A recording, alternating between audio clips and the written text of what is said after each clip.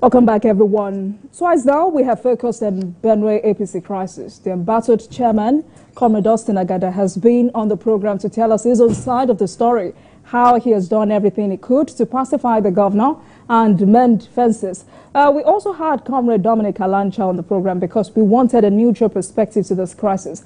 Was it really neutral? But of course, we must balance that conversation. So tonight, let's hear from the governor's side. Joining us virtually is Solomon Iorpev, is the technical advisor to Benue State Governor on media, publicity and strategic communication. Good evening to you, Mr. Iorpev. Thank you so much for joining us this evening on Politics Tonight. Thank you.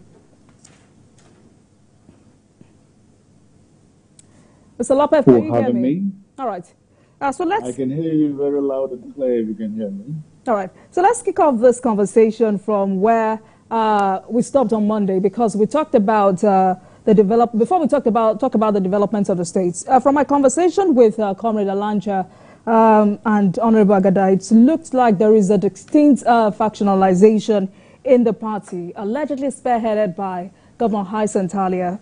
First, I would like you to speak to whether or not there is a supremacy battle that has lasted for a year between Governor Alia and Senator George Akume. Let's start from there. Well, I don't. Well, thank you very much, first of all, for having me on the program. But I don't think I understand the meaning of supremacy when you talk about battle for supremacy in Benue State. There is nothing like that in Benue State. The governor is the governor of the state and the leader of the party in the state, and the distinguished Senator George Akume, the former governor of Benue State,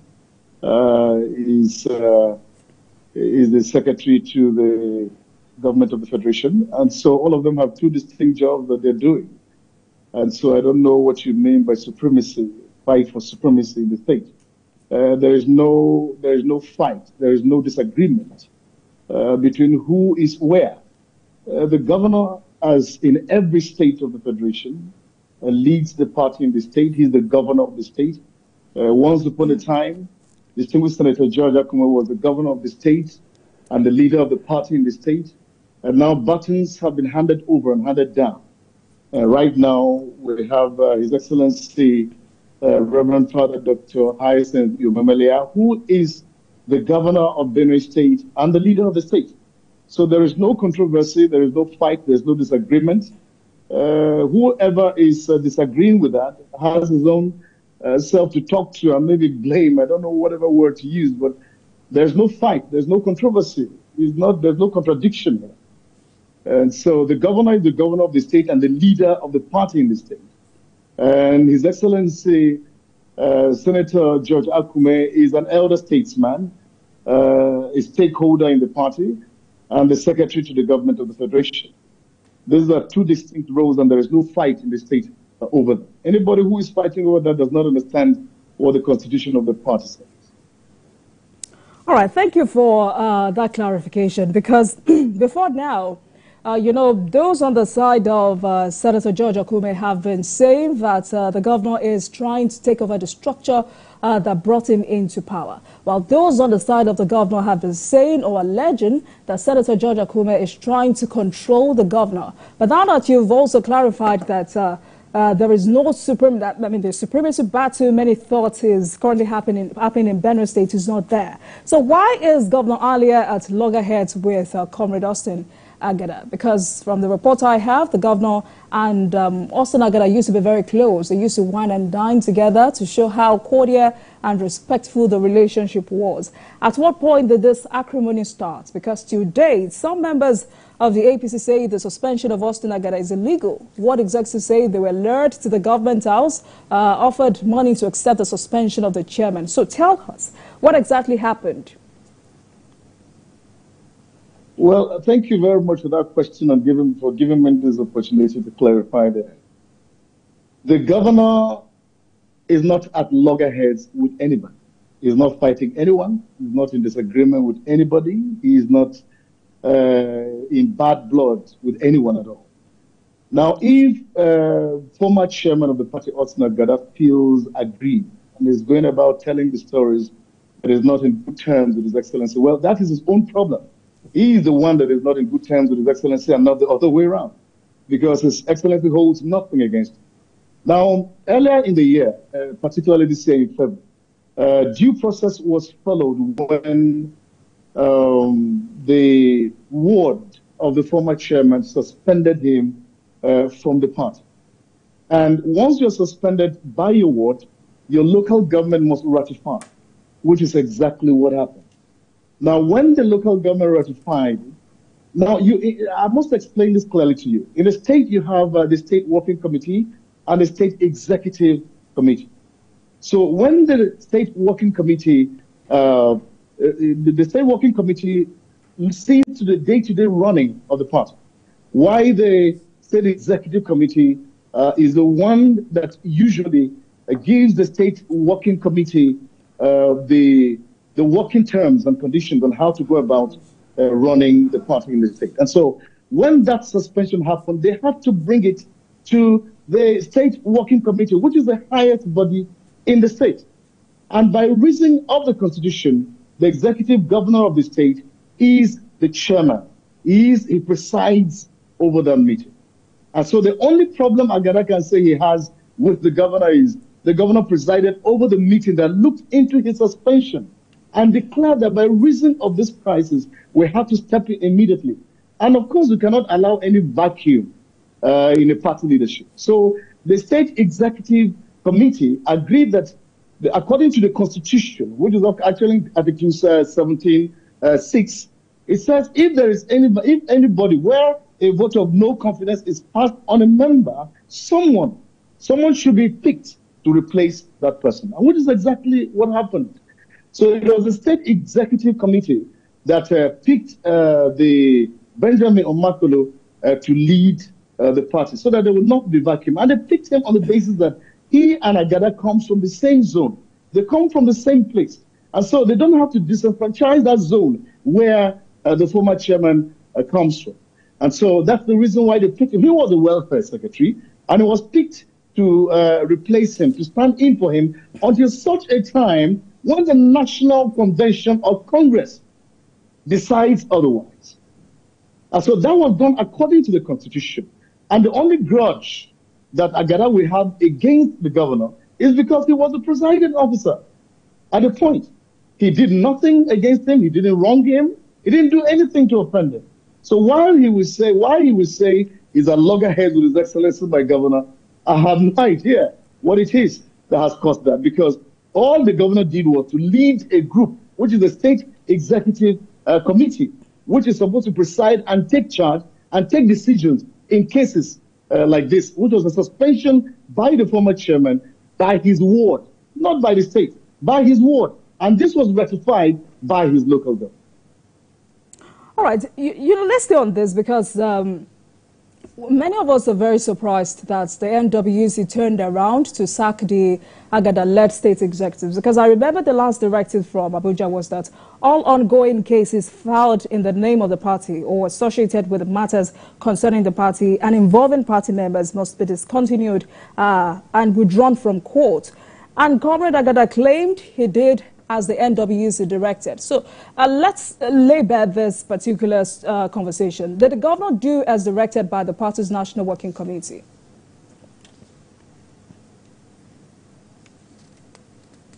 Did you get that, Mr. Iorpev?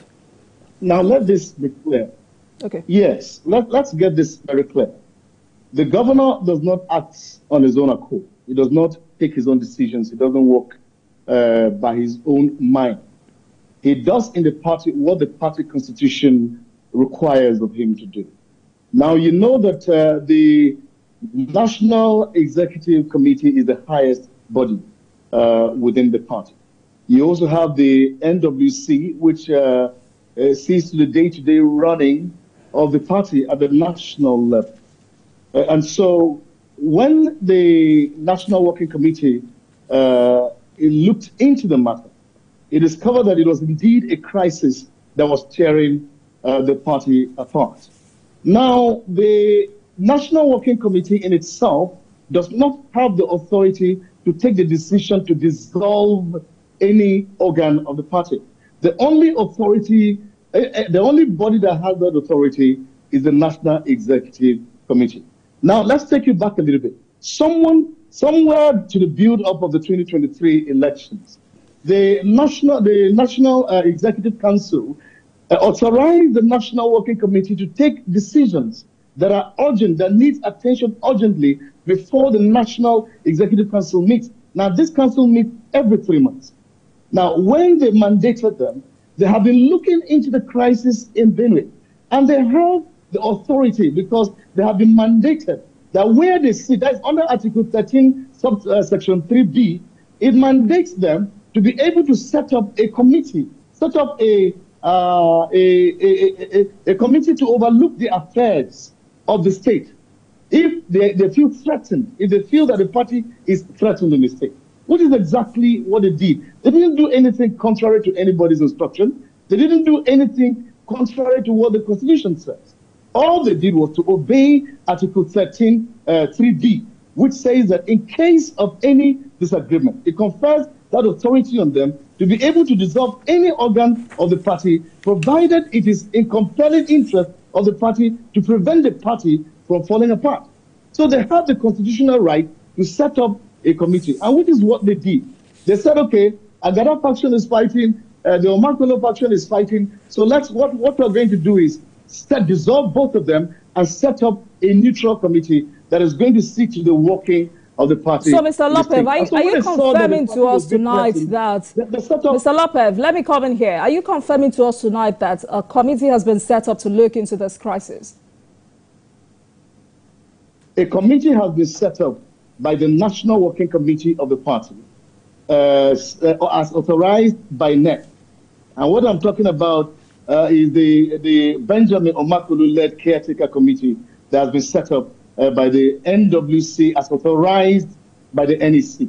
That's the committee I'm talking about here, that is going to run the affairs of the party to stop it from falling apart, to bring the warring parties together and to ensure that the party runs smoothly.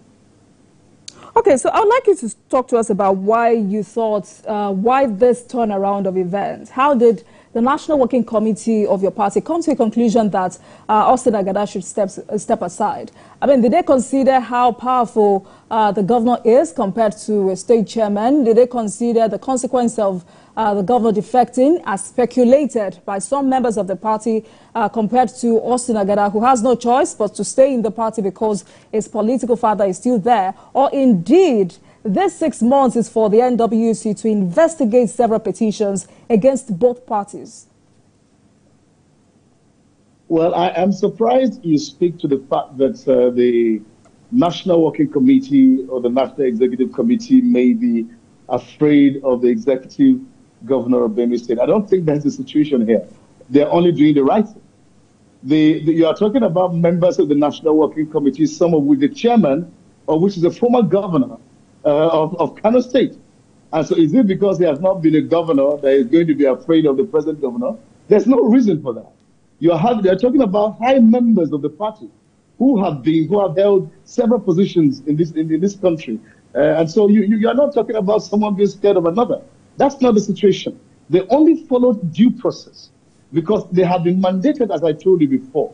According to Article 13B, 3B, it mandates them that where the party is falling apart, and because Austin Agada has refused constantly to accept the decision of the State Executive Council, he has divided the party at every front. He has carried one faction to one side, leaving the other faction here. And so the National Working Committee, by the authority of NEC, felt that the party's unity is being threatened in the state. And so there's a reason to do that. There's need to do something about it. That's the reason why they stepped in. There's no other reason beyond that. You know, I said that because, there are those saying Benjamin Omakolo is loyal to the governor. I mean, if the NWC wanted to make it, resolve this crisis, the committee of the caretaker committee should have been neutral individuals. So, that was why I made that remark. But I also need some clarification on how the NWC came up with this caretaker committee. Help us with this clarification, because there's been several speculation, like I said earlier. So how true is it that Governor Alia selected the chairman and 3 other members, while Senator Akume appointed the secretary and 2 additional members. How true is that? Well, I wasn't part of the selection process because I'm not part of the National Working Committee. I'm just a media aide to the governor. And the information came to us that this is the decision that was taken. Now, I can assure you that the decision was taken based on the good faith for the state and nothing more than that. I'm not sure where the selection process took place, and I don't know who was there to say that my governor brought 3 people and Akume brought 2 people and this one brought this number of people. I'm not sure. But I can tell you that all members of the party, all members of the caretaker committee, as I know them, are neutral in this. They don't belong to this faction or that faction. They're not loyal to the governor or loyal to Akume or loyal to, I don't know of this. All I know is these are very neutral people that have been brought on board to steer the affairs of the party within the next 6 months. So whoever brought about the division of Senator Akume brought this, Governor Alia brought this and all of that, maybe they should explain to us better. The honors doesn't lie on me to explain that. They should be the one to be explaining that. So what do you hope or what do you think this new caretaker committee would achieve in the next 6 months? First of all, what they are doing is making sure that they bring the warring parties together. That's the number one thing they're doing. Bringing the warring parties together to make sure that there is peace amongst everyone in the state so that the party can move forward. So they have been working towards calling everyone to a round table to make sure that nobody is moving to one direction and another direction and leaving the party in disarray. And so that's the first mandate there. And then the number 2 thing they're doing, as it is now, is working towards the local government elections that are coming up sooner than later. And so they are also working on that as I speak to you. And they have a core mandate, which I told you earlier, to unite the party. And that's exactly what they're working towards. So whatever decision they take, whatever they do, is for the interest of the party. You know, the party is supreme.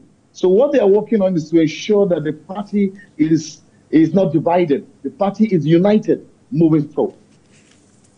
So tell us, when is the local government's primary election? Because I know Austin Agada's faction just concluded its own primary election ahead of the October local government poll. 23 chairmanship and 276 councillorship candidates have been nominated. So when is the local government primary election of the governor's faction?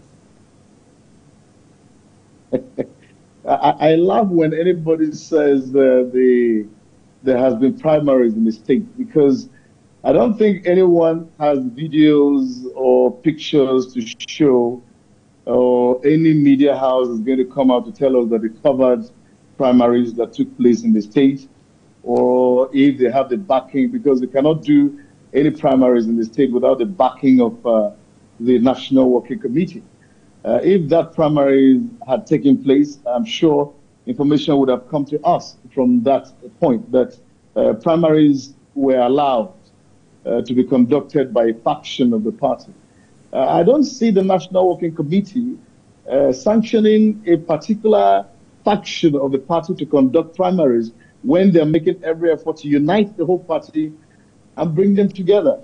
And if anybody is thinking and reasoning, you should know that the National Working Committee just set up a caretaker committee to overlook the affairs of the state. So they won't be giving mandate to one section that is not answerable to the present caretaker committee to conduct any primaries. So I usually ask for videos. Maybe if I saw videos of the primaries, and maybe if I saw pictures, or maybe if there was any media house that came out to say that, okay, primaries held in so and so local government, these are the number of people that participated, this is the person that came out, and there's evidence. Because in my own local government, I come from Conchia local government area, nobody has told me that kind of thing took place. And so I won't be able to speak for that. But we're looking forward to the timetable that is going to be released by the Benjamin Omale-led caretaker committee, which is going to be sooner than later, because the candidates, contestants rather, have begun to buy forms already. Those going for chairmanship and those running for councillors and all of that. They have begun to purchase their forms with the organizing secretary of the caretaker secretary of the party, James Obuga. That is happening as I speak with you. And so we're looking forward to when the full timetable will be released. After that, I'll be able to tell you when the primaries are coming. All right. Mr. Iorpev, some allegations have been leveled against the governor, and I would like you to help us with the true situation of things. Let's start with the state rerun elections for Guma 1 constituency. Did Governor Alia work against the victory of APC candidates, Tewase Uche? There are allegations that the governor funded the election or the election of the local government of the Labour Party candidate in that constituency. How true is that? These are very funny allegations. I've been in the media practice, my dear sister. I've been in the media practice for the past 28 years, and by the mercies of God, we have been in this industry over this time. And we know that the media believe in objectivity and evidence. Absolutely. And so if anybody brings any allegations of that sort, I think evidence is much more than hearsay, because a good media house like yours, I believe very strongly, does not depend on hearsay. You depend on evidence. So if yes, anybody and that's why you're here tonight, governor, to help us with the true situation of things. Yes, and that's exactly what I'm saying. Because His Excellency the Governor is a committed member of the party. He's passionate about the party. He has worked for the party. As a matter of fact, let me tell you this without mixing words. In 2023, during the election, if not for the Executive Governor of Benue State, Reverend Father Dr. Hyacinth Iorpev, most of the people who won these elections wouldn't have won the election. He was very instrumental. He was very influential. He contributed 90% to the success of everyone who won elections, because he believes in the party. What he told everyone was elections should be conducted, and officials should be voted from top to bottom. So from the president to the governor to the senators to the House of Reps to the House of Assembly, all elections were to be APC from top to bottom. And you saw the result in Benue State.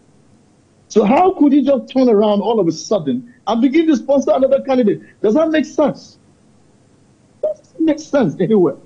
That the governor will suddenly, just because of one candidate, turn against the party. So I would like to see that evidence where such a meeting between the governor and the Labour candidate took place, where the transaction of the money that exchanged hands between them took place, and how he told, whatever influence he had over that election. You know, I asked that question because many say that incident was one of the many reasons this crisis escalated. The accusation was from those within the party is that the governor supported and went as far as funding the election of the LP candidates. There was also a confirmation by the Benue State National Assembly caucus. There was a statement released by the caucus saying they were in receipt of credible intelligence about high-tension forces within the party, which should have originally added efforts to support the labor of original APC men and women, led by their member, Honorable Dixon Tegia, but rather deployed the resources of the party and the collective patrimony of the people to fight the people and sabotage their genuine labor. So that was why I needed to ask that question, so you could give us the true situation of things. But they also say since Governor Alia took over the affairs of the states, there has been nothing to show for it, despite increased FAC allocation. How do you react to this statement coming from some party members? They are alleging that some of the projects the governor is initiating are not budgeted for. And I remember Comrade Agada mentioned it on Monday. Examples: high-level underpass, the renovation of the Benue State House of Assembly, renovation of the Benue State Secretariat. They said the governor goes into the state account in connivance with the state accountant general and other state officials. Okay, I'm laughing because the accusations are baseless. They are very baseless because, as I keep saying, I believe I cannot throw away my years of experience in journalism that have taught me to look out for evidence and be objective in my reportage and just believe hearsay. I can't throw that to the dust. I can't do that. So if they want me and you to believe, if they say they have evidence now, let them provide the evidence. Do you talk evidence or you provide evidence? You usually provide evidence. So why are you talking evidence? We have credible, what? Okay, bring it now. We want to see the credible. There's no big deal to it. Just bring it, put it on the table. Show us the evidence that it's not manufactured. Let us see the reality of it. And now, on the other hand, I wouldn't want to respond to speculations and hearsay. What I would like to respond to is evidence. So if they can provide the evidence they say they have, then I'll be willing to engage them one-on-one. And let's have that discussion. I challenge them. Let them come forth. On your station, for instance. Let's talk about it. If they have the evidence, let them provide it. But they won't provide it because But you also have evidences to show that this project I have mentioned were budgeted for. I didn't quite get that question. Did you get my question? So I wanted to know if you also have evidences to show that this project I've just mentioned were budgeted for. I don't understand when you say we're budgeted for. What do you mean when you say that whether the projects are budgeted for? Okay, so I'm sure you heard my question before now, where I said there are allegations that the project or the governor is initiating projects that were not budgeted for. I mentioned high-level underpass, the renovation of the State House of Assembly, renovation of the Benue State Secretariat, and they say the governor goes into the state accounting connivance with the state accountant general. And you're asking them to come forward with evidences. And I'm also asking, that's a challenge to them. Can you also prove that this project were budgeted for? Now, let me tell you this without going into the fights or pull and tear with anyone. The only challenge, the only problem that any of these people we have against the executive governor of Benue State is he has come to provide dividends of democracy to the people. And they are not happy about it. Benue State has suffered so much in the past. It has been in deficit. It has been in, infrastructure deficit. It has been all kinds of deficits you can think about in the education sector, in the health sector, as if there was nobody in charge of the state in the years gone by.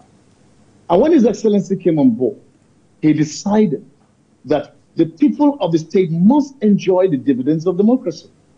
Now, if you came to Benue before now, my dear sister, you would think that Benue is a glorified village. There were no street lights. There were no roads. The hospitals we had then were more of death traps because anyone, for instance, who went to the Benue State University Teaching Hospital was a dead man on arrival. So if they took you there, your people started praying for you because they knew you may not come back alive. Now, the State Assembly complex was an eyesore. The Civil Service Secretariat, the State Secretariat was uninhabitable because civil servants couldn't even go to work. They couldn't sit in those places. I'm not talking about roads because most of the roads in the state were not tarred. So when His Excellency came on board, he decided to make sure that he provided everything the state needed, beginning from recovering the infrastructure deficits. So he started setting up roads. And I can tell you this, if they say that the governor is doing nothing in the state, how do you describe a governor who has done 32 roads within the state capital in less than 1 year? And about 22 other roads are ongoing in other urban cities across the state. How do you describe a man who has awarded 52 roads in the rural areas, some of which have been graded and they're working on the road? They're working on them already. How do you describe a governor who turned around the health sector in less than 6 months on arrival? How do you describe a governor who made sure that the agricultural sector that was totally abandoned, that farmers were no longer getting the fertilizers, it was turned around in less than 6 months of his arrival in office? And he has set up measures to make sure that the food basket becomes a food basket indeed. If you describe such a governor as someone who is not working, then I agree with you. But if such a governor is working, then of course, that's the only reason they're angry. Why they are angry is because they want the governor to bring everything to the table, that every allocation that comes in, they want to share it on the table. Okay, take your share, take your share. And the governor says, no, it doesn't happen like that.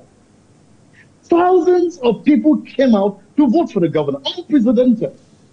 And he took that as a covenant with the people to make sure that they enjoy dividends of democracy. So why would you want to stop that? Anybody who wants to stop that is against the goodness, the people of the state. And the governor is saying this cannot happen. These people must enjoy the dividends of democracy. Is that wrong?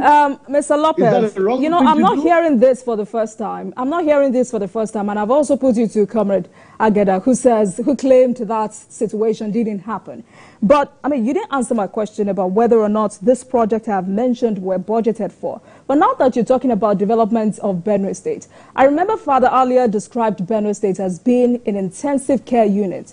I'm sure that necessitated the policy developments built on 7 cardinal pillars.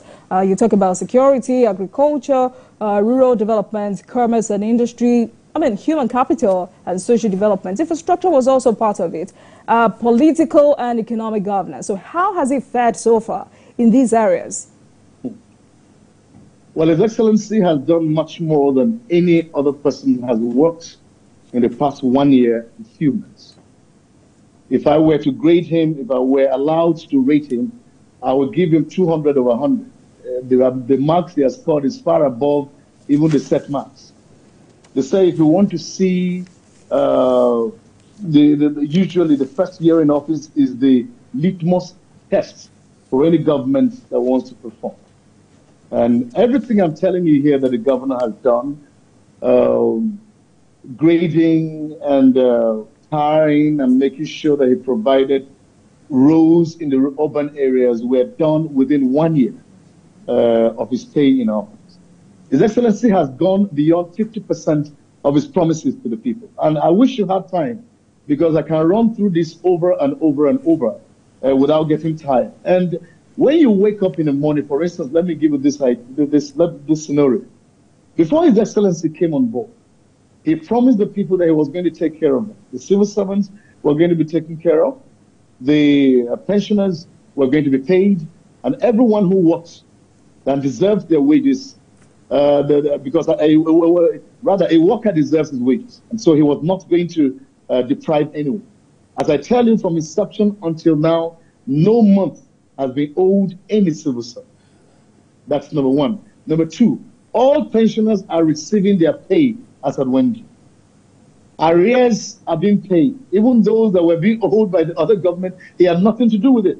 But he came just last month, he sent in 3 months of arrears to workers and to pensioners. Everyone is excited in the state of it. His Excellency, as I told you, went into, if you come to Benue now, you think is a site. He has turned it into a construction site. All right. Everywhere you turn. As a matter of fact, if you leave your home, you need to mark your street very well because maybe if you come back in the evening, you may not recognize that street again. Because the man is working tirelessly to bring the state to where it ought to be. I told you, my sister, before now, Benue was looking like a glorified village. If you come to Benue now, you rather prefer to go about in the night than in the afternoon because there are street lights everywhere. The hiding places where robbers and pickpockets and all of that used to hide, and petty thieves used to hide. There's no more room for that because everywhere is bright and shining. All of this is done within 1 year. All right. His Excellency has set up modalities to ensure that everybody, every farmer gets fertilizer as at when due. And this has already happened twice within his year in office. All right, Mr. Lopez, let's go on a break. And when we come back, we'll talk about insecurity. Please stay with us, everyone.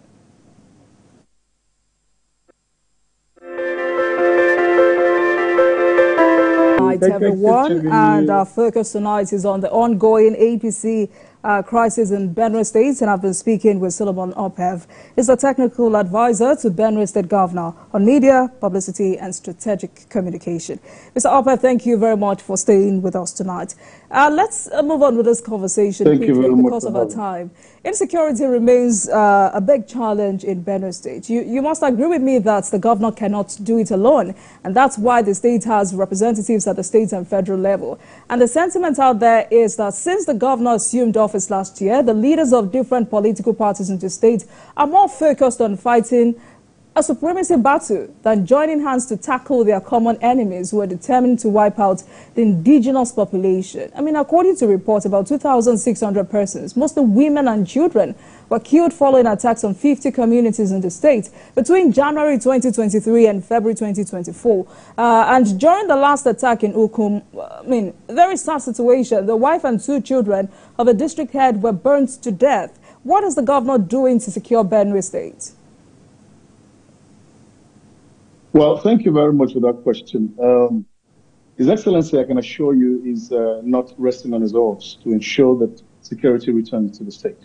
We have peace and quiet. And you will notice that there has been relative peace since His Excellency came on board as the governor of the state, because he has been making every effort possible, meeting with the stakeholders, meeting with the relevant bodies to ensure that security returns to the state. And before I go any further, I'd like you to realize that insecurity is beyond just Benue. Insecurity is what is bedeviling even the whole country. The whole nation is thrown into a state of insecurity, internationally as well. Just recently we heard about, today I was reading about 3 students that were killed in school in Yobe State. We had an emir that was killed recently. You heard about that. We had about 150 people that were taken and captured elsewhere. So where the insecurity is being fought at every front across the nation. So it's not peculiar to Benue. And in Benue State, His Excellency is doing everything possible to make sure that peace returns to the state. And now there are issues, as you mentioned, about stakeholders cooperating and putting their hands together to make sure that security works in the state. It's not a one-man business. So as you said, right, well, for instance, when you take a look at a situation, for instance, the crisis that happened recently when protesters went to the street, which, by the way, Benue did not participate, which is a big plus to His Excellency, the governor of Benue State. But during that crisis, during the protest, people came out to protest and hoodlums, and other people hijacked the process and turned it into something else. It became bloody. Some people lost their lives in the course of it. So when things happen in areas, people like to take advantage of the situation. This could happen in communities as well. So when outsiders are attacking certain places, people within that area may also want to take advantage of those who are criminals. And so that's where people within the area, the stakeholders within that place, the political electorates, those who have been elected in that area, that is where they come together and join hands with His Excellency, or any leader at all, to make sure that security, normalcy is brought to the place. In Benue State, the elected members of the State Assembly, the chairman, our leaders at the local level, our chiefs, our local chiefs, everybody has been contributing their quota and ensuring that security is brought back to the state. Now, what His Excellency does not do is he does not talk security. He believes that security is not what you talk about. Security is what you do. So he is doing security. And no reasonable government will come out to the public and put out their one-on-one, this is what we're doing, this is what we have done. But like in the situation where you mentioned, His Excellency intervened immediately. The last killings took place. All right. And a committee was set up and is looking into that. Vehicles have been purchased for the security agents in that area, and they are going to every nook and cranny to make sure that they fish out perpetrators. And everyone who is held responsible, who is held accountable, everyone who is found wanting will be brought to book. All right, Mr. Iorpev, let's talk about Sankara. And again, I would like to hear from you directly the true situation of this. There is a speculation, or rather there is speculation about a pact between the governor and militias in Sankara, and that the governor failed to keep his promise of bringing them back from the bush. And that is the major reason for the killings in the Sankara area, that the governor makes such a promise. Let me say this to you. The insecurity in Benue State predates this administration. This situation started about 12 years before we came on board. And when His Excellency came on board, he extended an olive leaf to everyone who was living in the bushes to say, please come out and join me. Let's fix the state. It was not a hidden thing. That was said publicly for everyone to hear. And he gave them a timeline. He didn't go into any contract with anyone. All he did was, if you're in the bushes and you're the one causing insecurity in these regions, please kindly come out, drop your weapons, and let's have peace in our region so that we can develop our state. That's exactly what he said to them. So he kept calling out to all of them, one after the other. He kept reaching out to them time after time. Until this last incident that happened, he told them, well, time is up. If you cannot come out and surrender yourselves and help me to build the state, then of course, we're going to leash on mayhem on you, which is exactly what is going on. And you realize that peace has returned. To these areas. There's relative peace in the state compared to what you had before now. Is the governor aware of the petition against his chief of staff, Paul Biam? Are you aware that the former local government chairman of Ukum, that's Gideon Hanongan, who was abducted sometime this year, petitioned the DSS and the police after he was released? Is the governor aware that his chief of staff has been accused of having a hand in the insecurity ravaging Sankara? Has that been investigated? Well, as you saw my title and as you've been referring to me, I'm the technical advisor to the Benue State Governor. Advisor to the Benue State Governor. I talk on matters that concern my governor and no other person. I don't speak for the chief of staff. I don't speak for anything that does not concern my governor. I speak for him and his government. I have no right to speak on behalf of any other person that is in the government, of His Excellency. So I can't come out to tell you whether His Excellency is aware of any petition and all of that. I don't speak for the chief of staff. I speak for the government.